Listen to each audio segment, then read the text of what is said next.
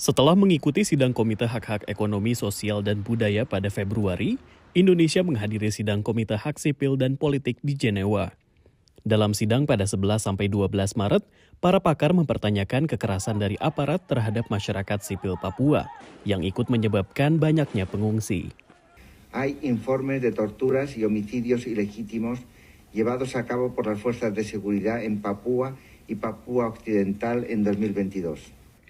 How is Indonesia addressing the high number of deaths among internally displaced people?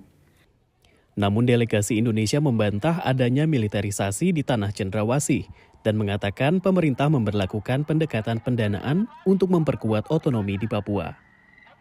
While under the Kartens peace operation, the personnel are specifically deployed to several areas where the armed criminal groups continuously launch attack and terror.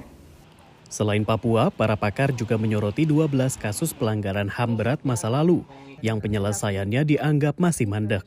La perspectiva de emprender acciones legales contra las partes que hayan cometido graves violaciones de la legislación internacional sobre derechos humanos, incluyendo la investigación de casos como los de Rumo Geudong, Jambo Keupok, Simpak y Timak Gajah. Delegasi Indonesia menyatakan pemerintah telah membuat 4 pengadilan HAM untuk kasus Tanjung Priok, Abe Pura, Timur Leste, dan Paniai. Namun untuk kasus pelanggaran HAM berat masih dibicarakan antar lembaga.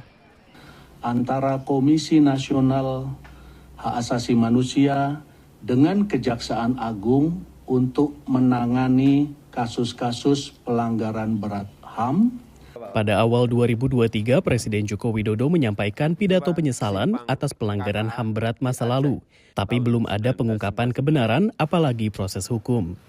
Komite HAM PBB berisi 18 pakar independen yang tugasnya mengawasi implementasi Kovenan Internasional mengenai hak-hak sipil dan politik. Indonesia sudah meratifikasi Kovenan ini menjadi undang-undang pada tahun 2005. Kovenan ini mengatur 10 hak, antara lain hak untuk hidup, hak untuk berserikat, dan juga kebebasan berekspresi.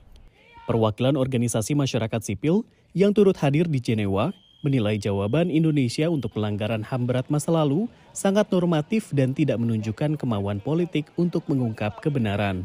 Kalau dihitung-hitung berarti kan ada proses yang kita bilang tarik ulur antara Komnas HAM dan Kejaksaan Agung, kan deadlock-nya masih di situ, itu nggak dijawab sebenarnya. Sementara koalisi 34 organisasi masyarakat sipil yang turut mengirim laporan pembanding ke Komite PBB sebelum sidang berharap pemerintah Indonesia mau mendengar masukan komite. Kunci apakah Indonesia akan ada kemajuan atau enggak, atau cuma sekedar gimmick belaka meratifikasi menjadi negara pihak Kovenan Hak Sipil Politik tapi nggak pernah mau melaksanakan. Demikian laporan tim VOA.